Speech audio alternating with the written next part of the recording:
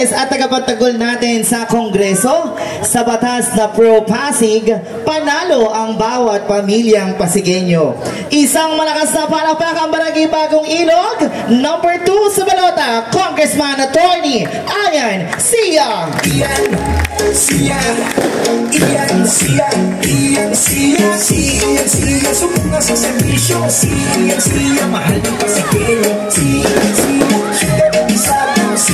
Sia, pagtulong ng puso. Alright. Bagong style to. Uupo ako pagka mainit ang ulo ko.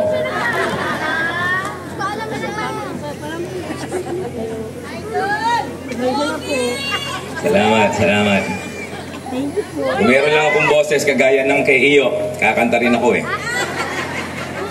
Okay lang kahit sige na. Meron ba? Meron? Wala, namamaos ako sa pakikipagdebate sa sarili ko eh. Nasaan na ba yung mayor nating magaling?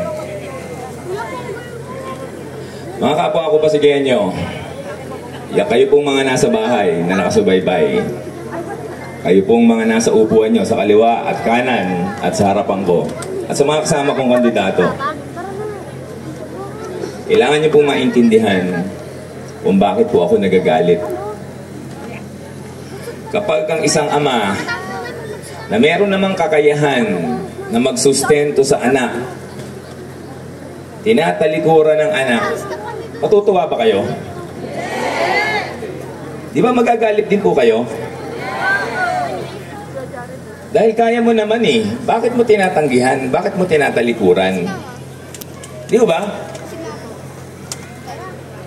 Pagka kayong magsasalita, prangkahang usapan, alam niyo ba kung ilang gusali sa Pasig ang walang occupancy permit? Hindi niyo alam? 30,000 po yan. 30,000 na istruktura, wala akong permit. Ilan ang sinugod niya? Isa. Sino? Si Ate Sara. Si Ate Sara lang sinugod. Eh yung 29,999, ano ginawa mo? Sasabihin mo, naninira kami. Sinabi mo rin na yung dating mayor, corrupt. Tama ba? Sinabi niya yun, tama ba? 27 years, umupo ang mga Eusebio sa Pasig, kung di ako nagkakamali ng bilang. Tama po ba ako? May na-file ba siyang kaso? Sino naninira? Ang sabi niya, ang St. Gerard, sa mga Eusebio raw, narinig nyo? Narinig nyo? Eh, ba't di ka nag-file ng kaso? Ill-gotten wealth pala yan. Di bawiin mo. Tama ba? Tama. Sino naninira? Pero pag ako nagsalita ng mga pasyente natin nakaupo sa monoblock, sasabihin, naninira ako. Naninira ho ba yun? Hindi. Pagsasabi ko ng totoo yun eh. Tama po ba? Tama. So huwag niyo sabihin naninira ho kami. Kailan ho pag-uusapan to? Pagtapos na eleksyon, nakaupo ulit kayo? Huling termino nyo na yan. Kailan nyo ayusin ang problema ng Pasigueño? Di ba? Ito lang ang pagkakataon mag-usap tayong mga Pasigueño. Tama po ba ako? So huwag yung busalan ng bibig ko.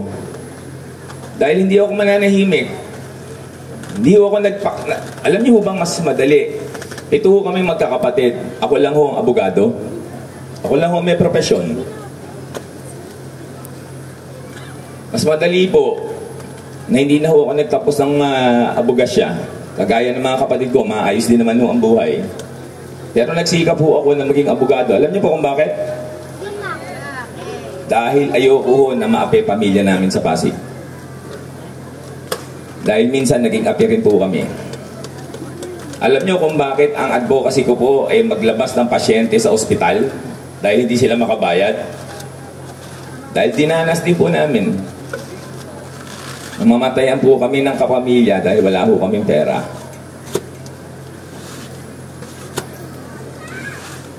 Kaya po sa panahon ng kampanya na to, dinaya nyo kami noong 2022. Paano nangyari na ang kalaban namin na nung pandemic, ni isang buti lang bigas hindi tumulong sa mga taga-Pasig? Iboboto ng taga-Pasig. Tama po ba? Kami ni Consiel Junjun ang nagtatagisan sa lahat ng survey. Nung matapos ang eleksyon, andun kami sa ilalim, andun siya sa itaas. Paano nangyari yun? Sasabihin niyo, iyakin ho ako?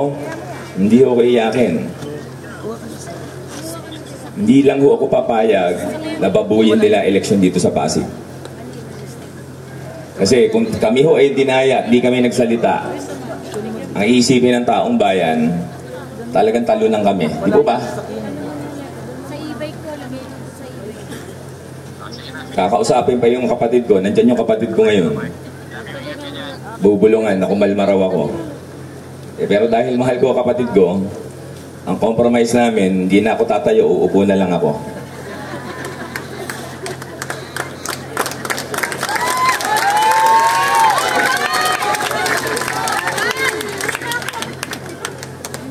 Sa mga bumoto po sa akin, nung ako ay tumakbong konsyal, 2010-2013, hindi po ako nagbago. Yung nakikita ho yung galit ko ngayon, naipon po yan eh. Binigyan ko kayo ng pagkakataon. Sige, nagkaroon ng pandemic, 3 taong kayong walang nagawa. Sige, okay lang. Pero yung tapos na pandemic, wala pa rin kayong nagawa at lolokohin nyo kami at sasabihin nyo ang dami nyong nagawa. Hindi ako mananahimik. Sabihin nyo sa akin kung may naipatayong ospital. Meron mo ba? Sabihin nyo sa akin kung may naipatayong mga eskwelahan. Meron po ba? Sabihin po nyo sa akin kung may naipatayong pabahay.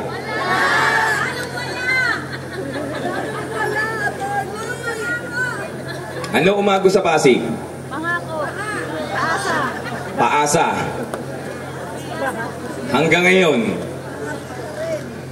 yung mga umaasa magkaroon ng bahay, nagbukas sila ng link para mag-apply.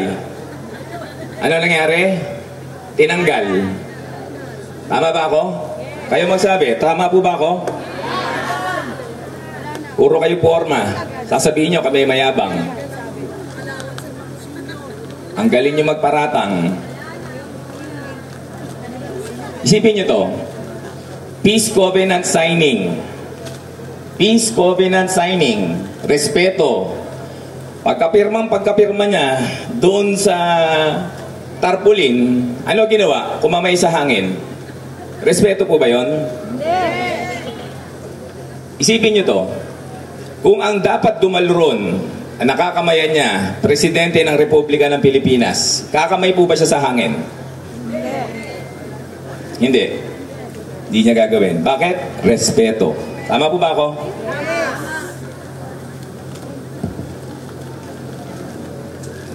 Kaya Mayor, alam ko naman nakikinig ka. Pag si Ate Sara tinitira mo sa Facebook mo, sasabihin mo pa, dishonest. Tama ba? Basan niyo yun? Hindi ba paninira yun? Karibal niya to? Tama po ba ako? Tama! Eh ba't pag kayo gumagawa, tama, pagka kami, naninira kami? Double standard ba yan? Pag ako nagsasalita, tamemi kayo. 1 milyong Pilipino na nakabasa, nakarinig nung press con, hinahamon ko mayor natin. Public debate, isama mo na, magsama-sama na kayo. Wala bang palakpak dyan?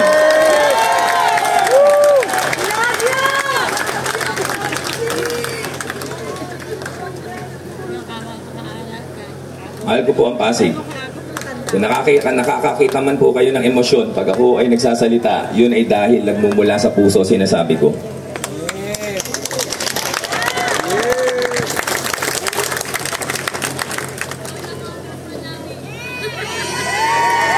Salamat po. Gusto niyo ng plataforma? Ang dami sa Facebook page namin. Magsawa kayo. Pero pagdating sa entablado, issue ang sasabihin ko sa mga taga-Pasig. Dahil hindi ho lahat ng taga-Pasig nakikita ang issue. Tama po ba ako? Paano kayong bobotong mga kababayan ko ng tama kung wala kayong nakitang mali? Tama po ba? Tama! Kailangan makita at marinig nyo ang mga mali at pagkukulang. Para pagboto nyo sa Mayo 12, malinaw sa isip nyo kung bakit si Ate Sara ang dapat nating maging mayora.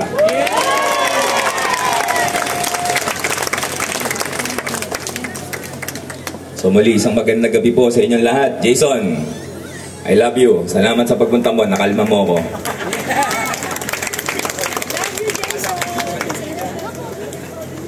Pagka kuya ko, malalasing ako. So muli, isang magandang gabi. Ito po inyong kakampi, Atty. Ayan Sia.